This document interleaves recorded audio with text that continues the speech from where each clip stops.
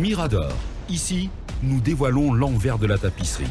Mirador, l'instant vérité sur la gouvernance, sur comment chaque franc du contribuable guinéen est dépensé.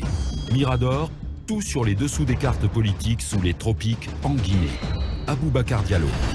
Bien, oui, c'est vrai, j'en prendrai compte tout à l'heure. On s'intéresse à présent à cette affaire, à l'issue de laquelle le juge Charles Rouet, président par intérim du tribunal de première instance de Dubreka, a eu la main lourde contre deux barons de l'ancien régime, en l'occurrence Eva Kaltamba et l'ancien préfet Younoussa Lebonsila, pour nous aider à comprendre ce qui s'est passé réellement dans cette affaire et ce qu'on reproche exactement et concrètement à ces deux barons, à ces deux anciens barons. On a en direct maître Salifou Beavogui, avocat de la défense. Il va répondre à nos questions. Bonjour maître Salifou Beavogui. Oui, bonjour M. Diallo. Bonjour à tous vos auditeurs. Comme j'ai l'habitude de dire l'avocat des faibles qui défend les faibles dans ce pays. Bienvenue sur Film FM et dans Mirador. Question Mohamed Kaba. Alors, Maître Salif Beavogui, le glaive de la justice vient de s'abattre sur Younoussa Lebon et Eva Kaltaba. Et je rappelle que c'est en 2017, une société de pêche artisanale qui évoluait à Boufa, plus précisément à Gbéréré, qui s'appelait Binet Pêche, qui a décidé de créer un port d'attache à Dubreka. Et derrière, ce fut une expropriation de la part de Eva et de Younoussa Lebon. Que s'est-il réellement passé? Expliquez-nous les faits. Ouais. Bien, je vous remercie. Je prends la parole après en avoir été autorisé. Justement. Je vous remercie beaucoup. Hier, c'était une véritable délivrance de toute la population de Dubreka. Parce qu'après cette décision salvatrice du juge Charles Rouet, c'était une liesse populaire, c'était la joie. Comme si tout Dubreka attendait cette décision. Parce que Dubreka a trop souffert des agissements des deux.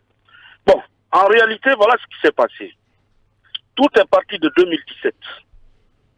Lorsque la société Binet Pêche, une société chinoise qui pratique la pêche artisanale avancée et qui évoluait à Gemeire, je crois que ça doit être en Bofa, a décidé au lieu toujours de débarquer le poisson dans des ports étatiques, a décidé de créer son propre port, de construire son propre port. Oui.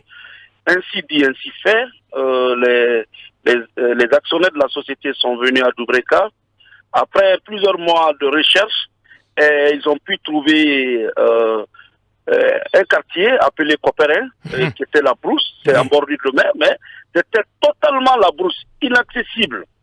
Et les actionnaires de la société ont mené les démarches auprès des autorités préfectorales, auprès des autorités du ministère pour aller un peu plus vite, du ministère de la Pêche. Oui. Et finalement, la société a pu obtenir une licence de construction d'un port artisanal avancé pour une durée de 15 ans. Donc, en 2017, ce contrat a été signé et le coût d'investissement s'élevait à 5 millions de dollars. La société, effectivement, a investi à hauteur de 2 500 000 dollars. Un quai a été construit en bonne et due forme. Des hangars ont été construits pour la construction navale et des logements.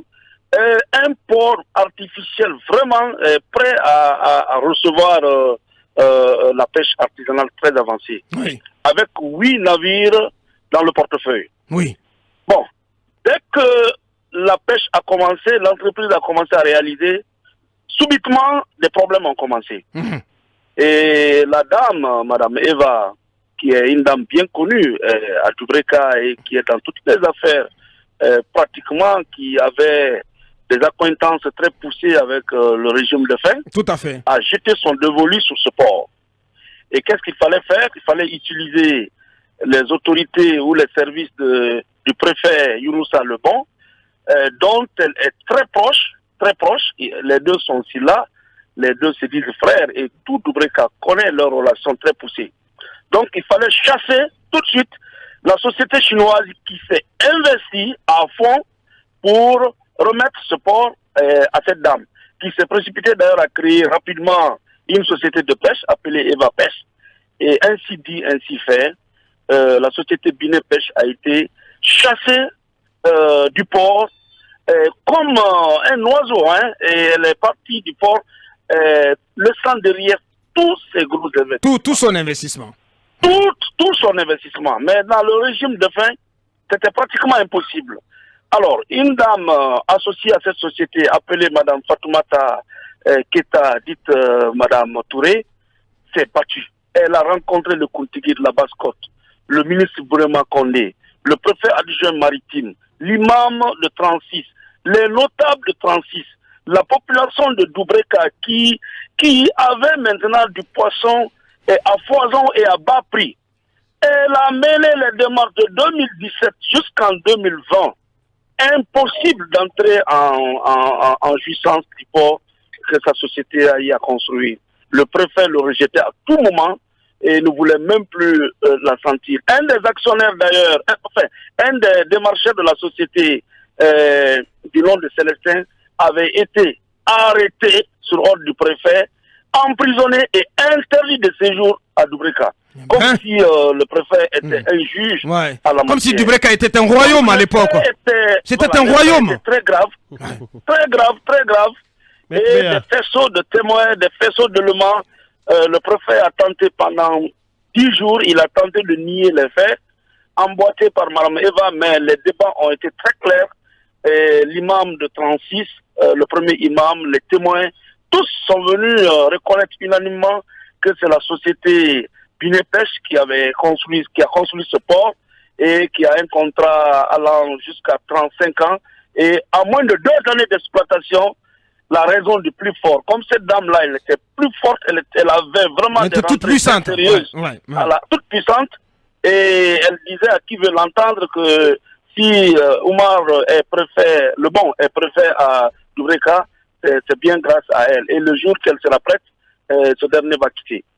Donc le juge Charles Ouret n'a fait que rétablir hier la légalité. Et le préfet, enfin l'ancien préfet Younoussa, le bon, Madame Eva, qui a refusé de comparaître hier sous prétexte qu'elle est malade alors que c'était une fuite en avant, ainsi que le directeur de la société Eva Pêche, tous ont écopé de 5 ans d'emprisonnement ferme avec mandat de dépôt à l'audience, mandat d'arrêt contre celle qui a pris la poudre d'escampette et qui est activement recherchée d'ailleurs. Nous savons l'hôtel où elle se trouve actuellement, elle est localisée. Donc la gendarmerie a ses trousses parce que ces 2 compères ont passé leur première nuit en prison et le tribunal les a condamnés également à payer 10 milliards de dommages et intérêts avec saisie de leurs biens mobiliers et immobiliers et le port bien évidemment restitué à la société Binet Pêche. Bien. Voilà. Donc vous voyez, nous on se bat pour les libertés et pour l'état de droit dans notre pays. Honnêtement, félicitations, chapeau à vous. Il y a beaucoup de sociétés Binet Pêche qui souffrent. C'est des administrateurs territoriaux qui se comportent comme des rois. Donc, c'est en cela qu'il faut saluer cette décision courageuse du juge Charles Ouret. Et vraiment, le juge Charles Ouret fait la consécration et rentre dans l'histoire. Honnêtement, il faut vraiment être Charles Ouret réellement en Guinée pour oser prendre une telle décision. Il a une bonne police d'audience. Vraiment, il me marque. Vous êtes admiratif. Il est très allergique à l'injustice. Ça, on l'a senti. Même si il s'est fait quand même piéger récemment. C'était pas quand même normal. Cet audio qui avait circulé. C'est quand même, c'est une parenthèse qu'il faut vite oublier pour le compte de ce juge quand même qui est encouragé. Question, Akumba. Maître Béa, est-ce que cette histoire du port n'a pas un lien avec une présumée affaire de mercenaires? Voilà. J'allais oublier ce passage. Quand le port est entré en fonction, 8 navires étaient en mer et avaient capturé du poisson. Le préfet Younoussa a catégoriquement refusé que le poisson le débarque à Doubreka.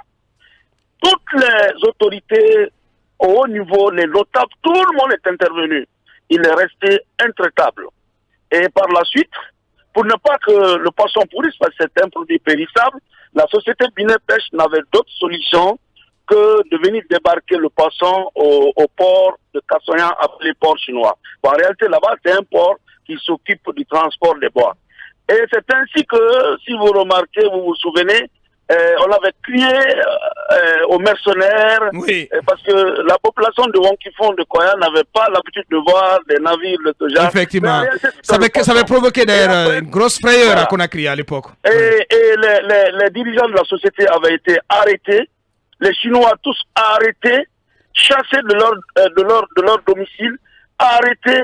Et Madame Fatoumata, une brave dame, une véritable femme battante, avait été arrêtée après toute investigation menée par le haut commandement. On s'est rendu compte qu'en réalité, c'était par la faute exclusive du préfet qui avait refusé que la société ne débarque sa capture dans son propre port qu'il a construit, parce qu'il voulait coûte que coûte retirer ce port-là et le remettre à Madame Eva, et même dans son intérêt personnel, il faut le dire, parce que c'est un homme aujourd'hui qui est extrêmement riche, le préfet.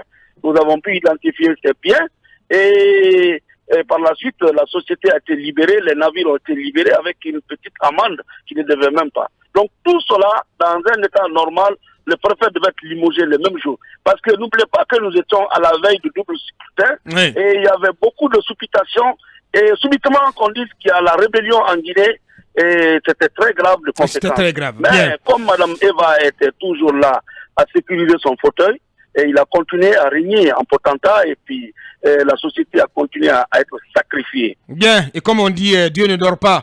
Il ne reste plus qu'à vous dire merci, grand merci à vous, l'avocat des faibles.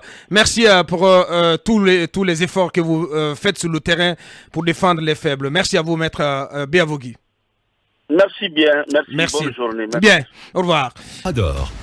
La grande messe de l'investigation journalistique, la plus grande tribune politique de la Guinée. Avec Aboubacar Diallo, Talibé Bari, Mohamed Mara, Mamadou Ouri Diallo, Akoumba Diallo, Kabinet Fofana, Mamadou Diambaldé.